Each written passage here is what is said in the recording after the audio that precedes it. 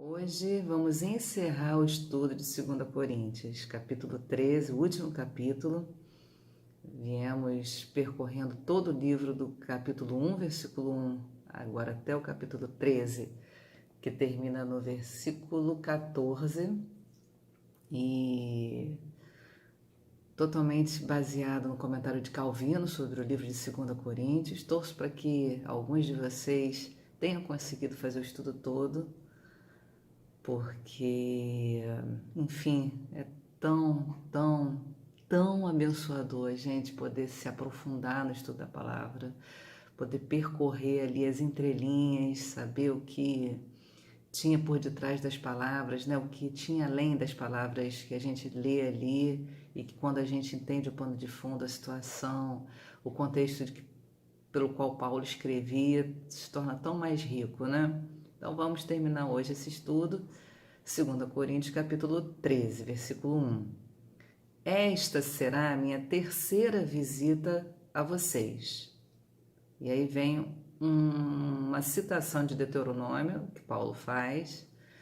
Toda questão precisa ser confirmada pelo depoimento de 2 ou 3 testemunhas. Por que ele está dizendo que vai fazer uma terceira visita e cita essa questão das testemunhas que está em Deuteronômio? Paulo está dizendo que as 3 visitas dele são testemunhas do esforço dele, da perseverança dele, da dedicação dele junto a essa igreja. Então ele vai dizer, olha, assim como, né, toda a questão precisa ser confirmada pelo depoimento de 2 ou 3 testemunhas, a minha terceira visita, as minhas visitas a vocês fizeram esse papel de testemunhar tudo que eu venho falando até aqui, todo o meu posicionamento, toda a minha postura. E aí é muito interessante esse paralelo, né? Entre as visitas e as testemunhas necessárias para confirmar qualquer coisa. As testemunhas de Paulo, ele já havia chamado em outro momento Deus como sua testemunha, e aqui ele diz que as suas visitas eram testemunha de toda a sua dedicação a essa igreja, né? Versículo 2. Já os adverti quando estive com vocês pela segunda vez. Agora, estando ausente, escrevo aos que antes pecaram e aos demais. Quando voltar, não os pouparei. Nós insistimos aqui de que Paulo foi assim extremamente perseverante, como ele percorreu o caminho da longanimidade com esse povo, como ele fez primeiro o caminho do apelo, né, ao arrependimento, do apelo a uma consciência, a um exame que levasse esse povo ao arrependimento, antes de usar de dureza. Mas ele disse, olha, quando eu for a terceira vez, tendo essas visitas como testemunha, de que eu fiz tudo que era possível para que vocês recobrassem o discernimento, a sabedoria, o entendimento, quando eu for já vai ser diferente. Aí eu vou ter que disciplinar vocês severamente, inclusive com excomunhão, se necessário for, né? Se quando eu chegar aí, de fato, tudo que eu escrevi, todas as minhas visitas não tiverem surtido o efeito que era o meu objetivo, né? Aí ele segue no versículo 3. Visto que vocês estão exigindo uma prova de que Cristo fala por meu intermédio. Ele não é fraco ao tratar com vocês, mas poderoso entre vocês. Vocês duvidam da minha autoridade, né? O tempo todo eu tive que ficar reafirmando a minha autoridade no meio de vocês, sendo que o próprio fato de vocês existirem como igreja demonstra a minha autoridade. Foi através da manifestação do poder de Deus na minha vida que vocês ouviram do Evangelho e creram, foram libertos, né, de todas as amarras. Podem agora, então, discernir todas as coisas pelo auxílio do Espírito Santo. Então, Deus se fez poderoso no meio de vocês, Cristo se fez poderoso em nós e em vocês. Mas vocês não cansam de duvidar disso. E aí ele vai seguir, ó. Ele não é fraco ao tratar com vocês, mas poderoso entre vocês, pois, na verdade, foi crucificado em fraqueza, mas vive pelo poder de Deus. Então, quando a gente olha para Cristo na cruz, como Paulo mesmo vai dizer, né, disse em 1 Coríntios, A cruz é loucura para os gentios, é escândalo para os judeus, mas é o poder de Deus, porque é através da cruz que todos os nossos pecados, então, foram punidos em Cristo.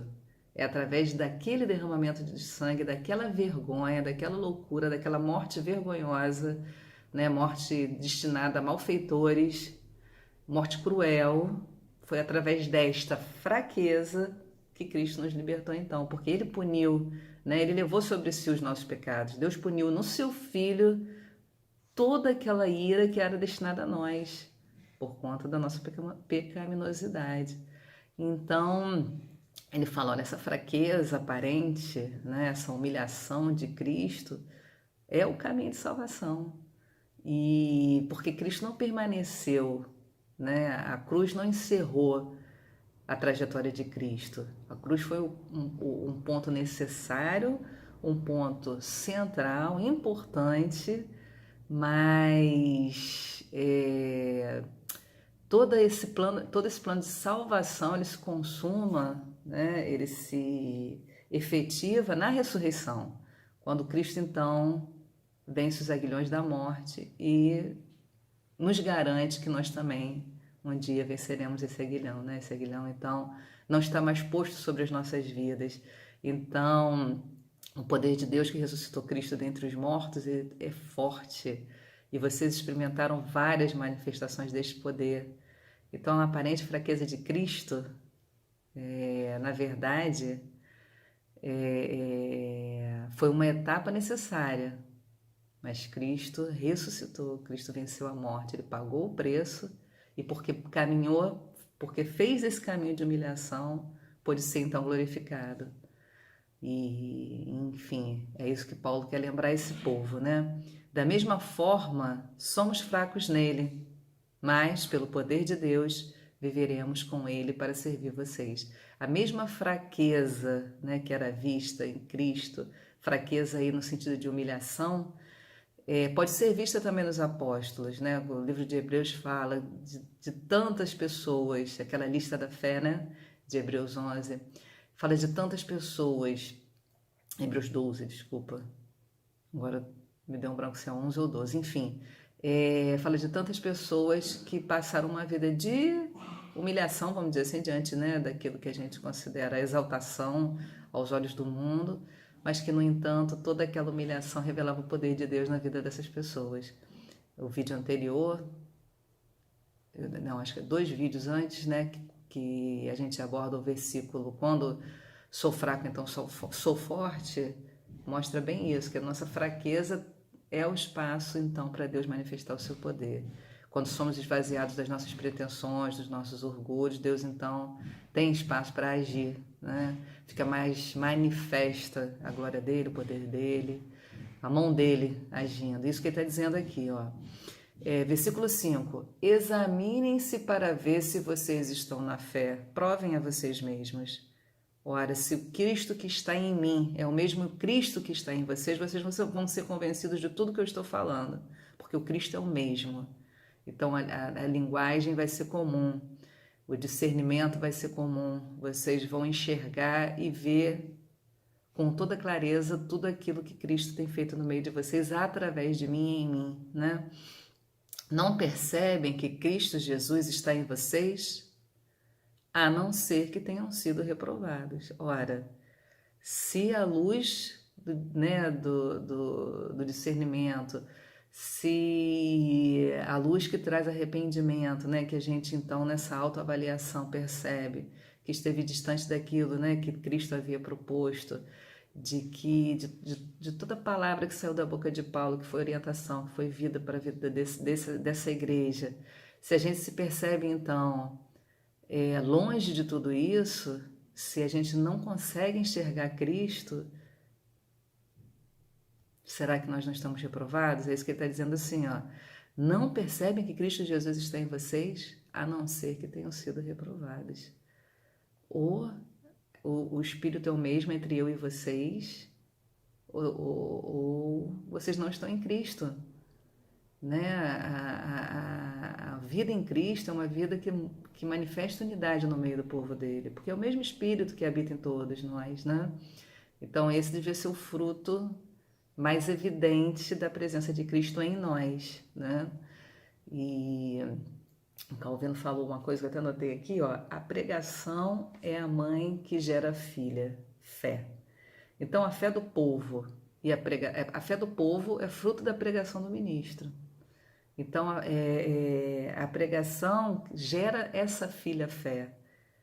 Então, se a fé foi gerada é porque a pregação de Paulo, que Paulo estava em Cristo. Se Paulo estava em Cristo, eles também têm que estar em Cristo. Uma coisa confirma a outra. Agora, se eles não reconhecem a fraqueza de Cristo, a fraqueza de Paulo, será que eles estão em Cristo? Será que eles não estão reprovados? Versículo 7.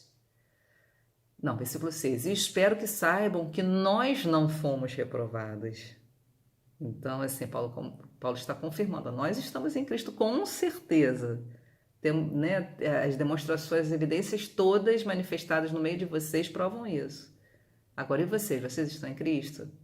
A luz do Evangelho, né, trouxe para vocês a razão que vocês precisavam para se autoavaliarem, para então entenderem os caminhos pelos quais vocês estavam se desviando, que a gente veio conversando durante todo o livro, toda a forma míope pela qual vocês estavam me olhando, enxergando nas minhas fraquezas uma humilhação que não produz o poder de Deus, mas uma humilhação segundo o mundo, uma humilhação de desprezo, né? de olhar para a situação da pessoa e simplesmente desprezar, ou entender que através de todo esse meu caminho de dor, de entrega, de humilhação, eu estava provendo para vocês a vida de Cristo.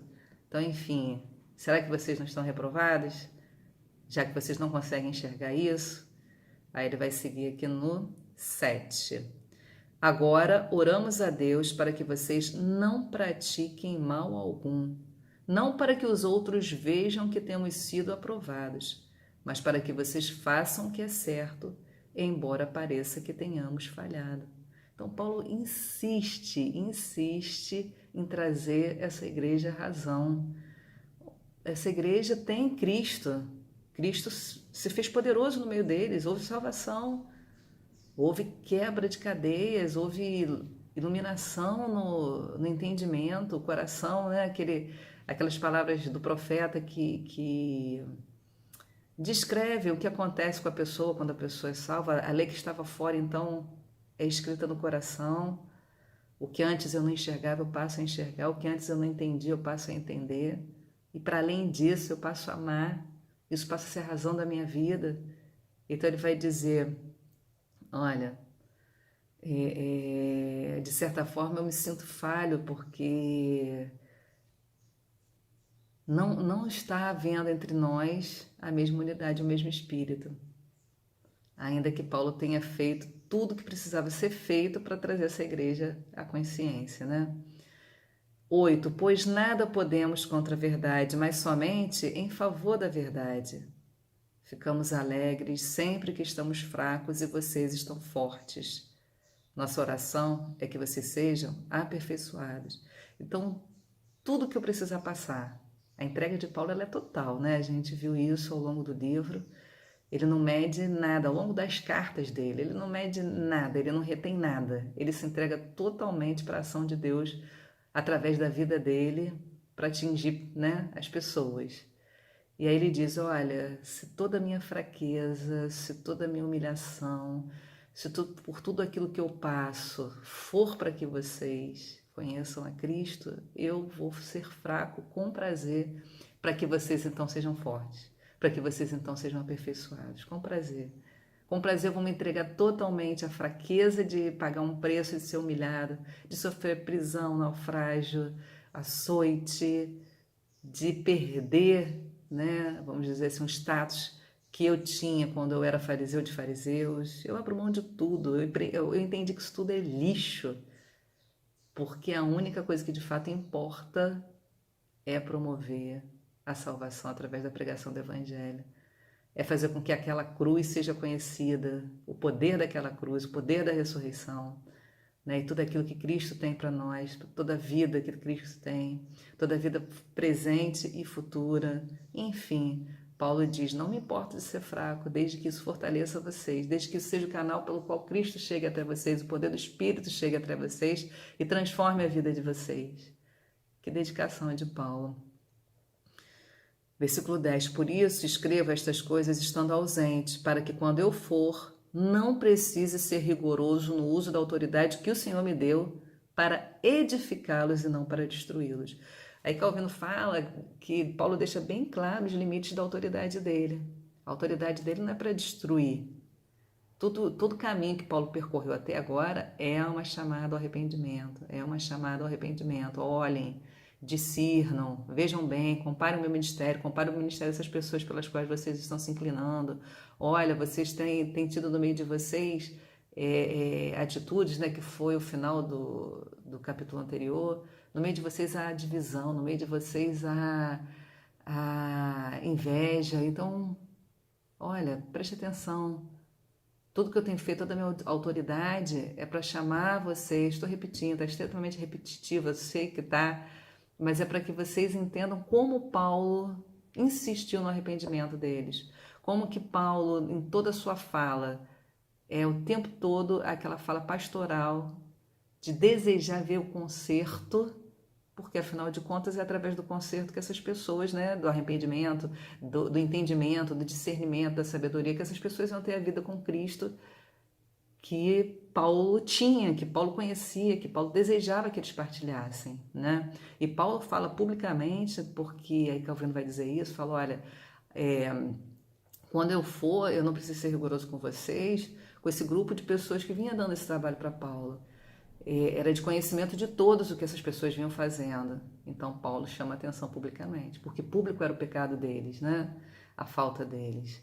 E aí ele vai agora se despedir. Sem mais, irmãos, despeço-me de vocês. Procurem aperfeiçoar-se, é o propósito dele. Exortem-se mutuamente. Tenham um só pensamento. Aquilo que ia no coração de Paulo e o que deveria ir no coração da igreja deveria ser a mesma coisa. O pensamento devia ser só um, o entendimento devia ser só um, a forma de enxergar Cristo devia ser só uma, a forma de viver Cristo deveria ser só uma. Vivam em paz. Era isso que estava sendo promovido no meio da igreja. E o Deus de amor e paz estará com vocês. Saúdem uns aos outros com um beijo santo. Todos os santos enviam saudações. A graça do Senhor Jesus Cristo. A graça, lembrando que a melhor definição de graça a que eu gosto mais é a que diz que graça é Deus ser bondoso por aqueles que mereciam o contrário disso. Não é que não mereciam, mereciam o contrário, para a gente ver a extensão da graça, né? A superabundante graça. O amor de Deus que entregou seu Filho Jesus Cristo, né? Para que então a gente fosse presenteado com essa graça, com esse favor imerecido, com um dom que a gente recebeu o oposto do que a gente merecia, né? E a comunhão do Espírito Santo, que faz esse laço, que faz essa unidade, que faz com que o que Paulo fale tenha chance de cair em solo fértil, de trazer correção, de trazer arrependimento, de trazer então luz. Essa comunhão do Espírito que une o ministro e une a igreja, que une o pastor e une a igreja no mesmo sentimento, no mesmo propósito, sejam com todos vocês. Espero que esse estudo de Coríntios tenha abençoado sua vida como abençoa a minha.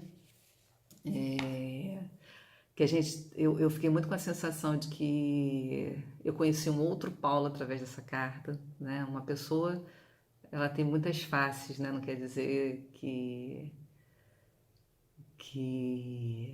seja um desajuste, não é nesse sentido que eu estou falando, de ser dúbio, não é nesse sentido. Mas acho que ficou muito evidente todo o zelo de Paulo por essa igreja, todo o zelo pastoral e toda a instrução então que a gente recebe de como lidar, seja o pastor com a igreja, ou seja a gente, né, o rebanho, no meio entre nós, fica bem clara toda a instrução para a advertência, para a vida, para esse caminho de ganhar o outro. é sempre para ganhar. Eu nunca esqueço uma fala uma fala não, né? Um comentário de Lloyd Jones no Sermão do Monte, quando ele se refere ao você que tem, né, uma trave no seu olho, quer arrancar o espinho que tem no olho do teu irmão, e ele fala uma coisa belíssima, que Jesus, quando usou a analogia do olho, e disse ser bem cuidadoso na hora de tirar o espinho do olho, é porque o olho é coisa sensível, assim como a alma é coisa sensível. Então que a gente teria que ter muita delicadeza, muita assertividade, porque o desejo é ganhar, não destruir. É o que Paulo acabou de dizer aqui. Vamos ficar com esse versículo. A autoridade que o Senhor me deu para edificá-los e não para destruí-los. Que nós não usemos de nenhuma autoridade dada a nós por Cristo para destruir absolutamente ninguém, mas antes para promover a salvação, a edificação.